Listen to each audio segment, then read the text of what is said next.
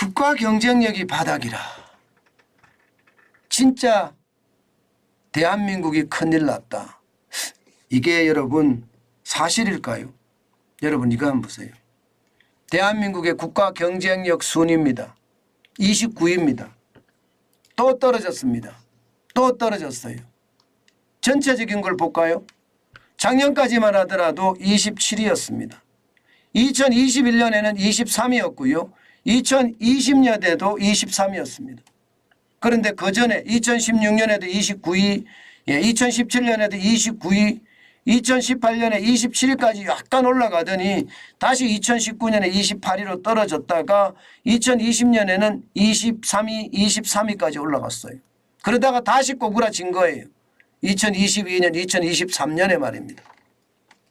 이게 여러분 스위스의 국제경영개발대학원 IMD라고 있습니다. 여기서 국가 경쟁력을 평가하는데 64개국을 대상으로 조사하거든요. 조사를 해봤더니 대한민국의 상황이 이렇더라 이렇게 조사가 된 겁니다. 그러면 윤석열 정부가 진짜 잘못하고 있다는 건가요? 2022년에도 꼬꾸라지고 2023년에도 꼬꾸라졌으니까 정말 잘못하고 있다는 건가요? 국가 경쟁력이 떨어졌으니까 잘못하는 거라고 봐야 됩니다. 예, 저는 이게 왜 이렇게 됐는지 구체적으로 살펴보면요. 원인이 어디에 있는지 정확히 알 수가 있을 것 같아요. 그리고 이 원인을 최대한 빠르게 윤석열 정부가 뒤집을 수도 있다고 생각합니다. 실제로 한번 보실래요? 이게 분야별이에요.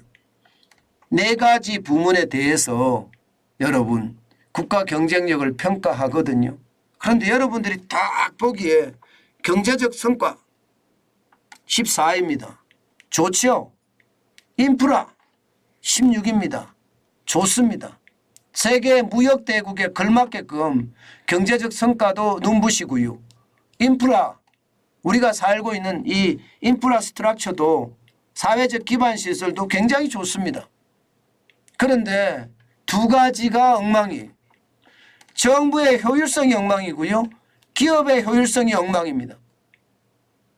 이게 여러분 잘 보시면요. 정부의 효율성이 엉망이다. 여기에는 여러분들도 다 알고 계실 거예요. 뭘 알고 계시느냐? 당장 말입니다. 나라 채무가 얼마나 늘어났습니까? 나라 채무가. 지금 2018년 대비해 보면 2018년에 680조 5천억 원이었던 국가 채무가 2023년에는 1134조 4천억까지 늘었습니다. 이게 문재인 정부에서 415조 5천억이나 마구마구 현금 살포를 해놓으니까 나라 살림이 엉망이 된 거예요. 나라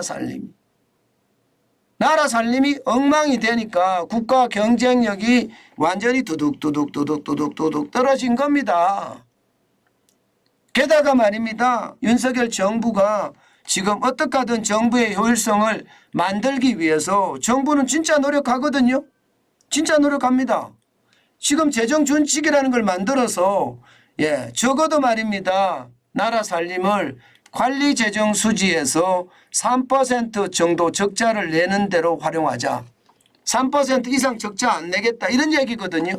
그렇게 해보자 하는 게 이게 재정준칙입니다. 문재인 정부처럼 2020년에 5.6%씩 늘어나서 나라 재정을 완전히 박살내는 그런 일은 하지 말자는 거예요. 그걸 법으로 막자는 거예요. 법으로. 2021년에도 5.4%의 나라 재정이 박살났잖아요. 이거 못하게 하자는 거예요. 게다가 GDP 대비 국가 부채 비율이 60%가 초과하면 이거 마이너스 2%대로 관리하자. 이거 마이너스 2%대로. 그런데 여기에 대해서 말입니다. 민주당은 콧방귀도 끼지 않습니다. 자기네들이 또 언젠가 금방 정권을 잡을 것 같으니까 이게 쉽게 말하면 자기들 잡아서 돈 뿌려야 될 거 아니에요. 문재인 정부 때처럼 마구마구 또 현금 살포해야 될 거 아니에요. 그러니 이 법을 만들어 놓으면 현금 살포가 불가능하잖아요. 법으로 만들어져 있는 거니까 이거 제대로 현금 살포할 수가 없거든요. 그럼 국민이 들고 일어날 수도 있으니까 충분히 그럴 수 있죠. 예, 그러지 말라는 거거든요. 그러지 말라는 거. 예, 그런데 여기에 대해서 아무것도 하지 않습니다.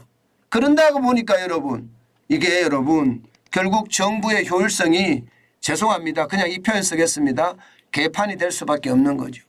38이나 됐습니다. 38이. 오히려 정부의 효율성은요 계속해서 떨어지고 있습니다. 계속해서 떨어지고 있어요. 기업의 효율성도 마찬가지입니다. 이게 노동개혁을 해야 된다는 게 이런 거예요. 예, 기업의 효율성이요? 한번 보실래요? 기업의 효율성이 얼마나 나쁜지. 우리나라 기업 경영 잘한다고 하는데요, 노동 생산성을 보면 기가 막히지도 않습니다. 예, 이게 노동 생산성을 보면 미국은요 시간당 85달러입니다. 대한민국이요 46.5달러입니다. 노동 생산성이 엉망이라는 거잖아요. 일본이 49.1인데 거기보다도 낮습니다. 미국에 대해서는 절반밖에 안 되고요. 독일은 81.2%고요. 프랑스는 그 시끄러운 프랑스, 맨날 뭐 데모한다 하지만 프랑스는요 노동 생산성이 시간당 80.9달러입니다. 우리나라 45.5달러에 비하면 어마어마합니다. 바로 이게 개혁이 돼야 된다는 부분이에요. 아니 모두가 우리 합리적인 생각을 하면 이거 개혁해야 된다는 거 다 알고 있는 거 아니에요. 그런데 노동계는 지금 뭐 단식 농성을 한다는 등, 예, 국가하고 전면전을 펼친다는 등 진짜 아휴 순식간으로 그냥 욕이 나올 뻔 봤어요. 그래서는 안 되는 거죠. 기본적으로 이거를 보고요 노동 생산성을 독일이나 미국이나 일본이나, 예, 일본이 아니라 독일이나 프랑스처럼 만약에 이렇게 맞춰주고 나도, 예, 뭘 좀 해달라 이렇게 요구하는 거예요. 지금은 말입니다. 노동개혁을 한다니까 개혁이 악법이라면서 독재라면서 검찰 독재라면서 이야기하는 걸 보면 참 솔직히 가소롭지도 않습니다. 제발 노동개혁이 돼야 되는 당위성 여러분 보이시죠?